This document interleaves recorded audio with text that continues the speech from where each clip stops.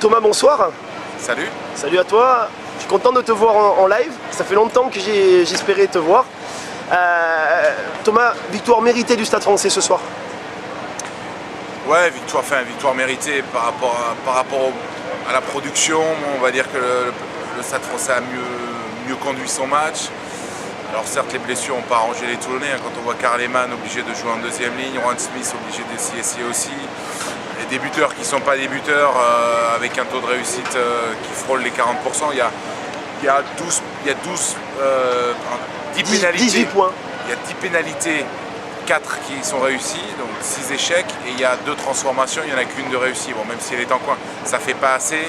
Quand on prend en considération les défaillances qu'il y a eu dans le jeu toulonnais ce soir pour espérer l'emporter, même si ça se joue finalement à 4 points. Moi en tant que supporter, j'ai trouvé qu'il y avait quand même un manque d'ambition au niveau du jeu toulonnais ce soir. Sur la dernière action, le juge parfaitement. Je pense qu'il y a un surnombre et finalement on décide de jouer au pied. Et pour moi il y avait un manque d'ambition ce soir quand même au niveau du jeu du RCT. Un manque d'ambition ou peut-être un manque d'habitude. Je crois que James O'Connor n'est pas forcément un numéro 10, en tout cas suffisamment expérimenté pour négocier ce genre de ballon. Alors s'il réussit, la passe au pied, elle va taper, mais il faut qu'elle soit 2 mètres au-dessus. Tout le monde crie au génie et si on la manque, s'il la manque, ce qui s'est passé, on va dire ce que je suis en train de dire, que James O'Connor n'est pas forcément. Mais bref, je crois qu'il y a eu trop de malchance et trop de paramètres qui n'ont pas été maîtrisés par Toulon aujourd'hui, mais c'est vrai que la réorganisation constante qu'il a fallu faire au niveau des avants et même derrière avec la sortie de Fred Michalak qui est malheureusement, je le regrette très pour bon lui, d'ailleurs qui fait un bon match mais qui s'est très sérieusement blessé. Tout ça mis bout à bout a fait que Toulon ne pouvait pas gagner ce soir. Alors je vais te poser 3 questions décalées au match. Si tu devais être un président, qui serais-tu? Un président d'activité. Président, c'est vague, mais c'est la question, c'est le but. J'ai 2 présidents qui m'ont marqué, Max Goscinny évidemment parce que ça a été le président du Stade Français à l'époque où on a connu toutes ces belles années, et Jean-Pierre Labro qui était mon premier président au Racing, qui était un monsieur. Donc voilà, ce serait sans doute un condensé de ces 2 personnages.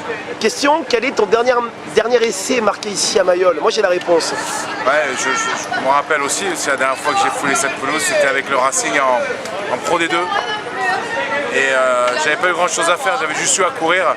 Il y avait eu un contre de Simon Ralwaloui sur un dégagement de. Exactement. Le jour de la montée du RCT d'ailleurs en top 14. Exact. Et j'avais marqué, mais ça n'avait pas suffi, on avait perdu quand même. Et dernière question, si tu devais être un demi d'ouverture, tu serais qui? Bonne question ça. Un demi d'ouverture. Wilkinson, j'avais 2 croissants à la place des pieds, donc je ne peux même pas prétendre être aussi bon que voilà. Donc. Mais ouais, je suis sûr que le parangon du 10 aujourd'hui, c'est Johnny. Donc s'il y avait mais il est plus joueurs, là. ouais, mais il n'est pas là, mais il a remarqué quand même une génération. Ouais, Johnny Wilkinson, c'était. Et j'aimais bien la liberté et la folie de Jean Gachassin. Jean Gachassin, ça c'est à l'ancienne, j'étais pas né malheureusement, mais j'ai pas connu. J'ai vu les cassettes. Ouais, j'ai vu les cassettes sur YouTube, j'arrive à les voir. Alors ma question, parce que j'aime bien les rappels, donc tu dis la dernière, c'était pas la dernière. Ma dernière c'est quel entraîneur tu aurais aimé être? Quel entraîneur a pu te marquer autant dans ta carrière que même quand tu jouais pas? Je pense qu'il y a une relation très particulière qui s'instaure avec un entraîneur, donc c'est difficile de me projeter. De ceux que j'ai côtoyés, Bernard a été effectivement un des entraîneurs les plus importants pour moi, déjà parce qu'il m'a permis d'accéder au très haut niveau, à l'équipe de France. Il m'a fait confiance aussi puisqu'il m'a sélectionné en équipe de France. Et voilà, il y a des atomes crochus dans nos personnalités. Il y a François qui déconne derrière. Qui font que voilà. Beaucoup le joueur derrière là. J'ai T'es sérieux là? Comment dirais-je, une petite priorité dans mon cœur pour Bernard. Voilà. Et Thomas, ça te fait quel effet d'être derrière la caméra? On rajoute une à chaque fois. Ouais. Attends, je te tiens, je te lâche plus quoi. C'est pas tous les jours. Ça te fait quel effet d'être derrière la caméra? D'habitude t'es devant. Je vais te dire que si j'avais le choix, je préférerais être derrière, être devant la caméra, être encore sur le terrain, mais d'un autre côté c'est pas mal de rentrer à la maison et de ne pas avoir mal partout. Voilà. Merci beaucoup Thomas.